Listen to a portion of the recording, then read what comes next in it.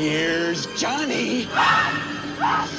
All right, guys. So earlier today, we talked about Elon Musk and the news that he is buying Twitter or attempting to do a hostile takeover of Twitter after rejecting a board seat that he was offered after he purchased a 9% stake in the company. Now, predictably, leftists are melting down over this, okay, because they don't like the idea of free speech. Allegedly, after this was announced that Elon Musk was trying to buy the company, Twitter had an all hands on deck meeting today at like 2 p.m. And reportedly, according to Reuters, the CEO ensured the employees that Elon Musk wasn't holding the company hostage, right? Because some of these Twitter employees have been having meltdowns, right? They really don't like the idea of free speech.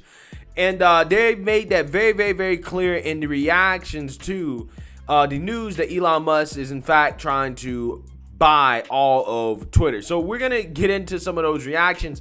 However, first, Elon Musk has actually spoken out on his attempt to buy Twitter. And I want to play some clips from a TED event that he did in which he went into more detail about why he's making this move to try to purchase Twitter. But before we get into that, I just want to let you guys know, if you like my channel, you want to support my channel, you can do so using the links in the description below. You can support the Patreon, you can support the PayPal, you can support the merch. There are multiple ways to support the channel if you would like to do so. So without further ado, let's go ahead and roll the clips of Elon Musk explaining to us his decision to try to buy all of Twitter. Take a look. Was there a question? Why make that offer? Oh, so, well, I think it's very important for there to be an inclusive arena for free speech, where all, Twitter has become kind of the de facto town square. It's just really important that people have both the reality and the perception that they are able to speak freely within the bounds of the law. And so one of the things that I believe Twitter should do is open source the algorithm and make any changes to people's tweets. If they're emphasized or de-emphasized, that action should be made apparent so anyone can see that action has been taken. So there's no sort of behind-the-scenes manipulation, either algorithmically or manually. My strong intuitive sense is that having a public platform that is maximally trusted and broadly inclusive is extremely important to the future of civilization. But you've described yourself. I don't care about the economics at all. Okay, that's cool to hear. Yeah, so Elon Musk is basically saying, despite the fact that Twitter doesn't really make any money, I'm still going to buy it out of principle, because we need a platform where free speech is allowed, and that is essential for humanity, okay, and democracy, right? I love the fact that Elon Musk is taking the Democrats' talking points on the whole save democracy thing and applying it here, because they literally think that saving democracy is actually having less speech, and we're going to get into that in a little bit later in regards to some of the Twitter reactions to this. But first, I want to get into some of the mainstream media reactions, some more prominent folks who went on TV and actually gave their opinion on this. We're going to start with this investment banker, Mr. Bill Cohen, who basically argued that if Elon Musk allows people like Trump to get back on Twitter, then that will basically tank the platform. Take a look. Look, this is the biggest risk for Elon Musk here. One of the things that makes Twitter so interesting and provocative, and why so many of us are obsessed with it, is because sort of like it's a daily battleground. But if he does a number of things that he's talking about doing, making it a sort of a right-wing echo chamber, for instance, or even bringing back Donald Trump, then he's going to alienate maybe half or 2/3 of the audience that uses Twitter, and then he's going to be the king of nothing. Yeah, so there's this idea that's been perpetuated by the left and some other people that Elon Musk having less censorship and allowing people like Trump back on the platform is somehow going to cause a mass liberal exodus from Twitter, right? All the woke leftists, all the SJWs that hate Trump are going to be upset. They're going to be pissed. They're going to be so pissed that they're going to leave Twitter and it's going to alienate them. And Elon Musk, according to this guy, will be the king of nothing. Twitter will effectively be dead because they committed the crime of allowing speech, right? Of allowing free speech, right? That's literally what people on the left are saying, right? That's what they're saying, okay? It really blows my mind that this is an argument that is being made right now, right? They're basically saying, look, if this is not a left-wing echo chamber, then we're going to leave, okay? But these are empty threats, and I'm going to tell you guys why, right, as I get into this video.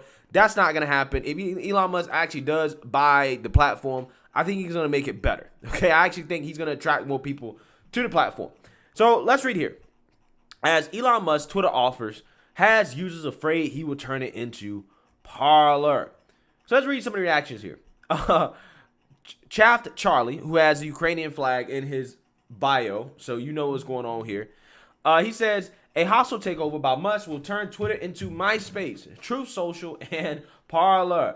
Having the money to buy a social media platform isn't the same as knowing how to keep one afloat. Well, he may not necessarily have the technical or strategic know-how to keep it afloat, but he can hire somebody that does, right? He can have significant say over whether or not they're going to allow the platform to censor the president of the United States. I think that's kind of a big deal, right? And again, these people kind of forget because they have short memories that Trump was the bread and butter of Twitter when the guy was in office, right? And I think people forget that. But this threat of a liberal mass exodus is so funny to me because it's literally them saying, well, if we can't censor people, if it can't be a left-wing echo chamber, then we're going to take our ball and go home, right? We don't want to play your game anymore because you made the game fair. That's literally what it is. It's them crying and complaining because the game is now fair. The game is not skewed in the direction of liberal opinions, right? And opinions that go along with the Democrat Party. They don't like that. They don't like that. Max Boot, who's a blue check, says, I am frightened by the impact on society and politics if Elon Musk acquires Twitter. He seems to believe that on social media, anything goes. For democracy to survive, we need more content moderation, not less. Bruh, this dude is literally saying, for democracy to survive, right? Democracy, which is the idea of, you know, society, people having a vote, having a say, right, in the order of things, right, the rules of society and how we're going to conduct ourselves and organize ourselves. He's saying in order for that to be successful, you need more censorship, right, not less, okay? You need to drown out more voices, okay? That's what he's saying. I'm telling you, these guys have revealed themselves to be the authoritarians that they actually really are. Okay, they really have. I don't understand how you fix your fingers to tweet something like this. I really don't. It's crazy. These people don't hear themselves. So, Brian for America for Ukraine. Okay, Ukrainian flag again in the bio. We know what's good here. If Elon Musk purchases Twitter and transform it into a Parler-like cesspool, normal people like you and me will simply leave in droves, leaving the crazies to the constant bombardment of misinformation. Someone will surely come up with a new Twitter-like platform. That I'm gonna tell you right now, this objectively is not true, right? They're not gonna leave. They're not going to. Okay, and I'm gonna tell you why they're not gonna leave. The reason why they're not gonna leave is because one, there is no left-wing replacement for Twitter because left-wingers aren't getting censored, right? So where are you gonna go? You gonna go to Facebook? You already own these other platforms. There's no left-wing version of Twitter. The only place to go would be the right-wing alternatives, right? The Parlers, the Gabs, the True Socials. Those are the only places you can go. So what platform you gonna get on? You're not gonna get on another platform. Second of all, on top of that, if they allow Trump back on the platform, these people are gonna be excited, right? They're gonna love it. They're gonna claim they hate it, but they actually love it because these people, there's some people that have literally made careers out of replying to Trump's tweets, right? In the guy's comment section, they made careers out of it. They make money off of it. They've created brands off of it. They've got jobs off of it, right? These people are nobodies. Okay, but they made something out of themselves in Trump's mentions. Okay, so if they bought Trump back, that's what they will be, right? They will be excited. They will be elated. Okay, and they're not going anywhere because of that. The whole point of Twitter, the reason why Twitter became a great platform in the first place is because of the back and forth. It's because it was supposed to be a battleground of ideas. Twitter has declined recently because it's not a battleground of ideas anymore. Or put it this way, it's not a fair battleground of ideas anymore because everything that doesn't agree with the Democrat Party is being censored, right? That's what's happening. Brianna Wu says, the reason Truth Social, Gab, and all these other right-wing platforms has failed is smart people don't want to spend our time there. If Musk buys Twitter, dismantles everything the trust and safety team has done, many of us will go elsewhere. It will literally destroy Twitter. No, it won't, right? You're not going anywhere. You're not going anywhere. And Fomius Well says, sounds like you are anticipating Musk will transform Twitter into Parler, Getter, or Truth Social type platform. If it's $43 billion is an investment, then I don't think those platforms offer a successful business model. The proof, nobody, is that you are posting here and not there. Facts. Exactly. There's the proof. Now, those weren't the most craziest tweets, as there was actually a tweet from a guy who goes by the name of David Levitt, a blue check. He says, if Elon Musk successfully purchased Twitter, it could result in World War III and the destruction of our planet. Bro, this dude literally said, if Elon purchases Twitter, people will die, right? It will be World War III, Armageddon, right? This person says, how can you tweet this with a straight face? There's no way they tweet that with a straight face. They just did that for likes. They had to, likes and retweets, man. It's a competition of who can say the most ridiculous thing about Elon Musk buying Twitter, right? Hot take central here. Hot take central. Then you have this other guy who is self-described as long verified. Okay, he's really full of himself. A salon writer that actually told Twitter CEO the free world needs to know that Elon Musk can't beat him. The guy's name is Matthew Rosa. And this is what he said. He says, dear Paraga, if you're reading this right now, the world needs to know that you are stronger, smarter, and more tenacious than Elon Musk. He thinks he can beat you. The free world needs to know that he is wrong. Truly yours, a lifelong and long verified Twitter user. And he actually went on to delete the tweet because I think he thinks it was stupid. But then he got called out for deleting it. So he actually addressed the fact that he deleted it. He says, to the trolls, I decided directing my tweet solely to Twitter CEO was an oversimplification, so I deleted it. I stand by the underlying sentiment. Elon Musk attempt to take over Twitter is a threat to the free world. I care about freedom and also factual precision. Elon Musk taking over Twitter is a threat to the free world, according to this guy, right? Come on now.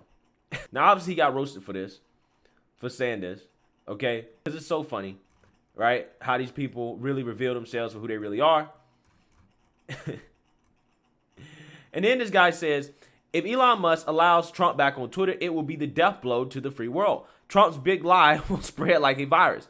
I discussed the danger of Trump's big lie for Saloon, like Hitler's big lie. It must not be normalized, lest fascism returns.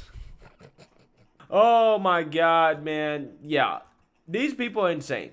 Right? They're absolutely insane. They're losing their minds over Elon Musk buying Twitter and allowing free speech on the platform. So much so that you got certain people out here that are supporting, you know, Saudi Arabia, okay? Because there was a Saudi Arabian prince that basically said that, hey, he's not selling his shares to Elon Musk because he doesn't think the price is high enough. And you got the leftists out here rooting for Saudi Arabia now, okay? They're rooting for the big corporations, right? Big companies to try to prevent Elon Musk from buying Twitter. They're rooting for everything that they claim they're against simply to keep Elon Musk from allowing free speech on Twitter. It's absolutely amazing to see. It really is. So, again, it reveals to us the authoritarians that these guys really are. This is what they're actually really about. This is the world they want to live in, where any opinion that they don't agree with is silenced, right? So, let me know what you guys think. Make sure you like, comment, and subscribe. Most importantly, share a Black conservative perspective. Peace.